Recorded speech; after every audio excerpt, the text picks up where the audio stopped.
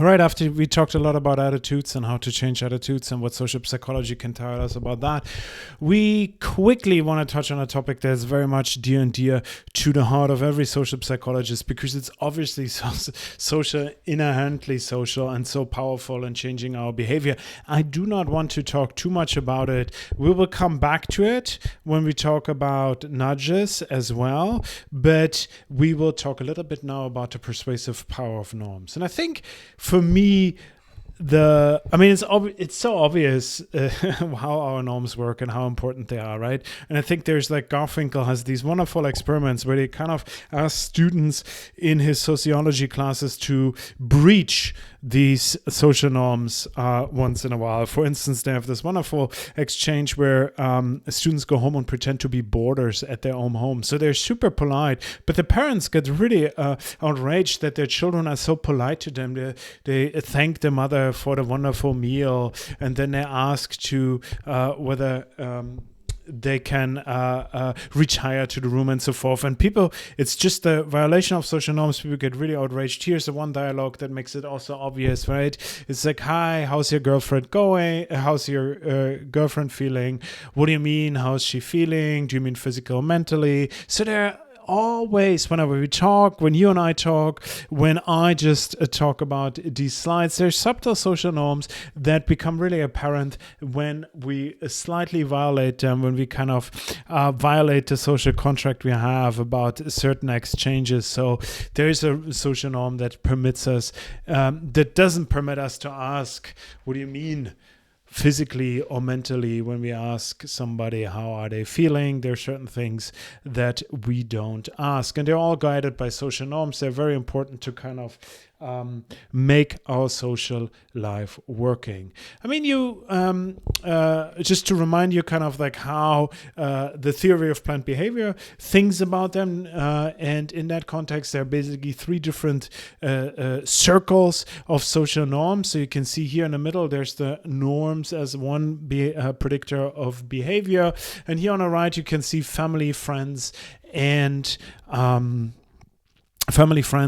society as the three social norm circles. So you can think about, let's start with the family. Let's say everyone in your family smokes. So you have the norm that, hey, we all smoke. It's fine to smoke. I can smoke home. Everyone smokes. It could be that nobody at your home smokes, but every one of your friends smokes. So you have a conflict between your family's norm and the norm that your friends have. And you might have a conflict with the societal norm that you shouldn't smoke because it's not good for your health. And sometimes some of these norms are more important than others, right? You can think about it like when we are growing up, the family is more important. Then the family kind of most often loses a little bit of relevance, and our friends, our inner circle, become much more important when we're adolescent. And then we kind of, that recedes too, and maybe family becomes a stronger focus. But for many, it's also kind of finding their place in society. So societal norms become a role. So whenever you want to change the behavior of a person, you have to kind of figure out, okay, what is the most important group they're in? So if you have adolescents or young people just like you, often these are the most influential people in their life. Their peers maybe second, then the family and society might be third. So it is important to keep that in mind, and which is the reference group people are most interested in and kind of fitting in. I think you also know from social psychology the bubble doll experiment, and I have that here because it kind of highlights how easy we pick up from the things we observe, from the behavior of other people. We observe what the social norm is, right? Just a quick reminder on Albert Bandura's bubble doll experiment. Children come in and then they see via a really old school television. Hence, here on the left, the original pictures are a little bit nostalgic. They can see on an old tube television what another person is doing in the room, and in some conditions they see on the top here, you can see it on the top panel, and a grown-up kind of violating the bobo doll, hence the bobo doll experiments, or just the bobo doll as here I called it. So they beat up the bobo doll, and sometimes nothing happens. Sometimes the experimenter comes back and praises the adult for beating up that that doll, and sometimes they get punished. And then thereafter, the children are left alone with the doll, and they're trying to see like, okay, how do they behave now? And when you can see in the experiments that the children that saw another grown-up violating that doll with either no punishment or with praise, they are much more violent to that doll too. So we pick up a lot just by seeing that. Here on the right, you can see that picture again of that attractive person smoking.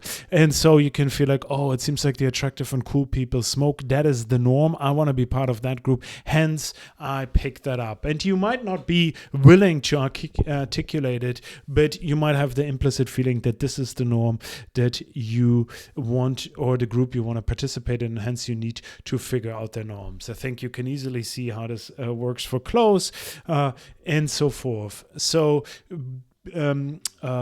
norms can not only be picked up by the families, by the people that are near and dear to our hearts, by our friends, but also just observing others, observing groups we want to belong to, and kind of we automatically pick up the norms. I think, here, let me just, okay, so I already put the results there. I wanted them to appear, but it doesn't matter. So here on the left, just think on the left, you see that place there, and you might think like, oh, you see there's nothing on the floor. There's nothing. They're like the 3 neatly color organized trash bins. Hence, like, okay, here there's a norm of not littering. Here on the right, a little bit obscured by the results, you see a very much littered street, right? So you can pick up whether there in this area is a pro-littering or an anti-littering norm, a clean environment and litter environment. You can see here on the x-axis. That tells you already something about the norms that are here.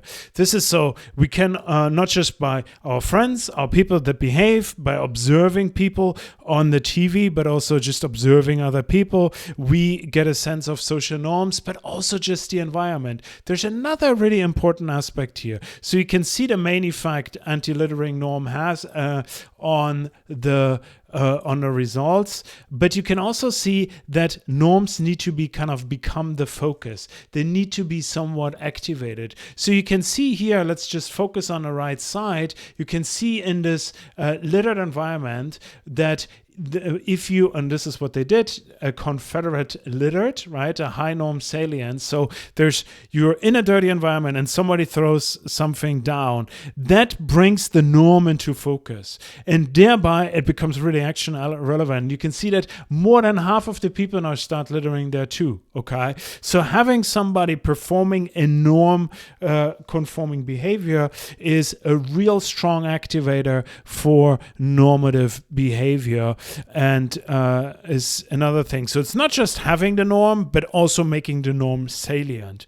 I think social psychologists nowadays would say make it more accessible, but salient is fine too. So you could basically, if you want to change the behavior of a certain group, you might first want to look at what kind of norms do they have? And then it's like, why are these norms not really guiding their behavior? Maybe we have to bring them into their mind. There's one last thing I wanted to say, and this is about injunctive and descriptive norms. You probably all remember that from social psychology and social influence, but it's an important distinction. So this is one that is often evoked when we talk about the problems, especially in the US, about drinking in college. So young students go to college, and a lot of them think that what you should do, and this is the injunctive norm, you should, as a young student, you should drink a lot, okay? So there's something where it's like, okay, this is like, I probably should say the injunctive norm, this is your peers approve of you drinking. They think it's cool, you should do that, that's part of the college experience. So what you can see that most students kind of overestimate how positive other students think drinking is. So they might think like, I don't like drinking that much, but everyone else thinks it's so cool, hence I have to drink too. The other one is the descriptive norm. You can see here that in studies about US college drinking that students have an outrageously high perception of how much others drink, okay? So they also overestimate how much they drink. So why is this important, this distinction for changing behavior? Often what is more guiding behavior, and we come to this when we talk about nudges and how we use norms for nudges, but descriptive norms are much more powerful often. There's something where it's like we should and shouldn't do, but then you see what everyone else is do. So you might, for instance, think, oh, I should watch all the videos that Andreas uploads every week. This is what I should do. Every student think I should do. But if I talk to all of my friends, none of them watches them. And then I feel like, well, nobody does it. Can't be that bad. Hence, it gives you the permission to not watch these videos. But obviously, in my case, everyone watches the videos and everybody wants you to watch this video. So please keep on watching those videos.